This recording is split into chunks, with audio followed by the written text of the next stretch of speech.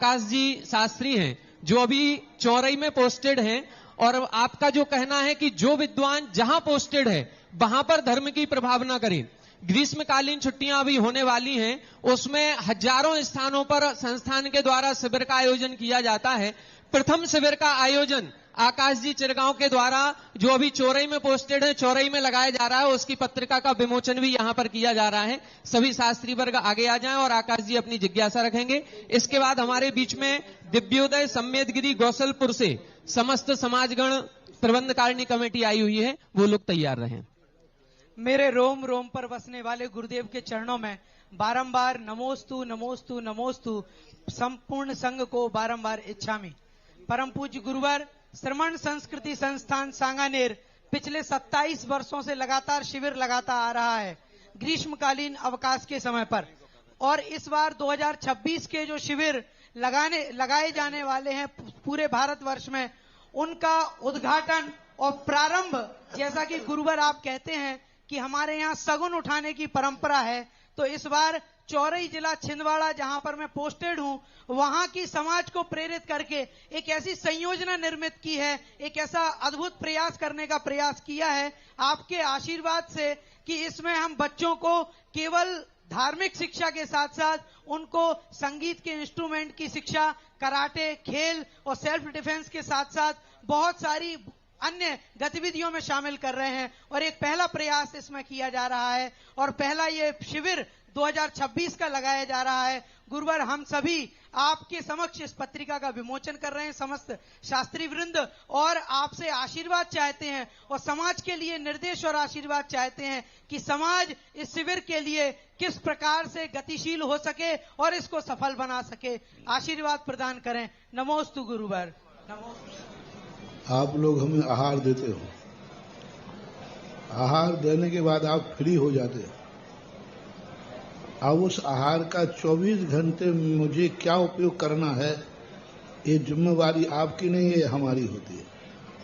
इसी प्रकार से संस्थान तो मैंने आप लोगों को अपना ज्ञान दान में दिया है, अब वो दान का तुम्हें क्या करना है वो सब बातें तुम्हारे छोड़ दिया है। ये संस्थान को अब कितना ऊंचा उठाना, मैं मंगलाचरण करता हूं, और मंगलाचरण इतनी विशुद्धि से करता हूं कि मंगलाचरण में ही मुझे विश्वास हो जाता है ये कार्य नियम से पूर्ण नहीं, महत् प्रभावना के साथ होगा। जिसे आपने सगुन की बात कही, और मैं आज तक जब भी जिस चीज का कोई भी शुरुआत की है, आप सबको मालूम है, अपन ने ऊंचाइयां ही प्राप्त की है। संस्थान का जिस मुहूर्त में, जिस सगुन में उसका शुरुआत हुई थी, उस समय संस्थान का राजयोग था, और उसका अर्थ था कि ये सारे भारत पर राज्य करेगा। जय हो, जय हो। धर्म का योगी राज।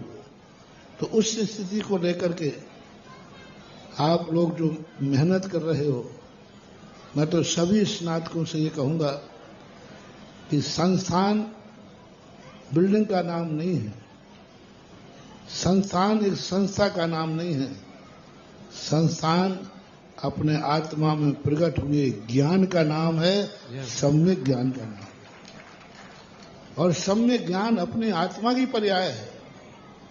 संस्थान तो एक निमित्त है, आलम्बन भूत है, उससे जो हमें आलम्बन मिला ज्ञान का, इस ज्ञान को जहां जो स्नातक है उसको अपनी हुनर, अपनी ताकत, कर्म और धर्म को, जैसे प्रश्न किया था, दोनों को मिला करके इस समाज को अपने आप में आगे ले जाना। संस्थान को आगे नहीं ले जाना, समाज को आगे ले जाना है, और समाज आगे जाएगी तो बोलो ना, संस्थान अपने आप जाएगा। अपन को तो संस्थान करना है। कितनी बड़ी बात सब पूज्यवर समंत भद्द महाराज ने कही, देशयामी समीचीनम धर्मम कर्म निभरणम संसार दुखता सत्वान यो धरती उत्तमे सुखे। हाँ, धर्म को ऊंचा नहीं उठाना है, मैं उस धर्म का कथन करूंगा जिससे जीव ऊंचा उठ जाए। तो हमारी समाज का उत्थान करना है, हमारी समाज को संस्कारित करना है। यानी मेरा भाव है कि संस्थान के दिए हुए संस्कारों से भारतवर्ष का कण कण, नगर नगर, गांव गांव इतनी ऊंचाइयों को प्राप्त हो कि लोग गर्व से कह सकें कि इस संस्थान की बदौलत हमारा समाज कितना संस्कारित हुआ है। और शिविरों के माध्यम से बहुत बड़ा कार्य हो रहा है। आपके शिविर संयोजक पाटनी जी, हाँ पाटनी जी, उत्तम पाटनी जी, उत्तम चंद्र जी पाटनी अथक प्रयास करते हैं, आप लोगों को बहुत प्रोत्साहन देते हैं। आप लोगों के लिए वो हमसे भी भिड़ जाते हैं बहुत स्नातकों के पक्ष में रहते हैं और आप लोग भी उनको बहुत अच्छा कार्य कर रहे हैं। छिंदवाड़ा के पास में चौरे में शिविर लगा रहे हो, बहुत अच्छा है। सभी जहां जहां सबके लिए अपन को कोई किसी से कोई विकल्प नहीं, अपन को तो सम्यक ज्ञान प्राप्त कराना है। सब कोई साधु हो, विद्वान हो, पंडित हो, अपना एक ही काम है कि वो ज्ञान प्राप्त हो, ज्ञान बांटना है।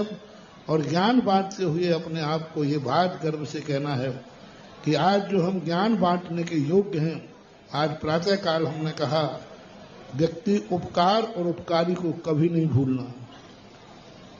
जो उपकार उपकारी को भूल जाते हैं वे जीवन में उसी दिन से उनका डाउनफॉल चालू हो जाता है। जो उपकार उपकारी को, अपने जीवन में कभी उपकार उपकारी को नहीं भूलना। इन दोनों को भूले बिना तुम जाओ, जहां जो भी करोगे वहीं तुम्हें सफलता मिलेगी और समाज तुम्हारी प्रशंसा करेगी। आप समाज के साथ ही आज आशीर्वाद लेने आए हैं, सबके लिए आशीर्वाद।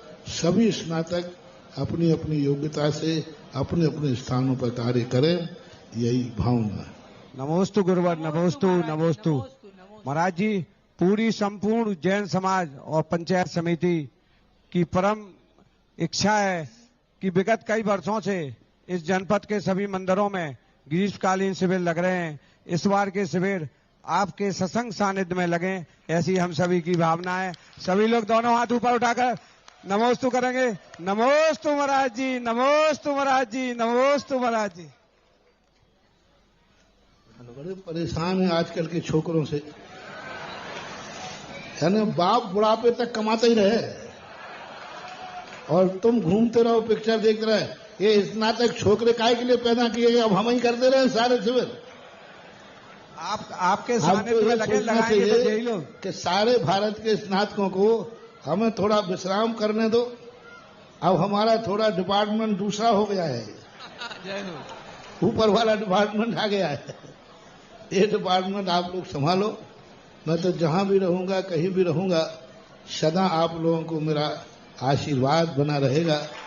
जैसा जहां जिसका जो सानिध्य मिलेगा वो करने में बाधा नहीं होती, लेकिन देख लीजिए।